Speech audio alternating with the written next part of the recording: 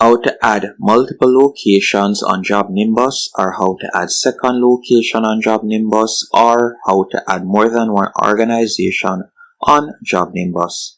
Once you're on your Jobnimbus dashboard, you're going to tap on your profile icon in the top right hand corner.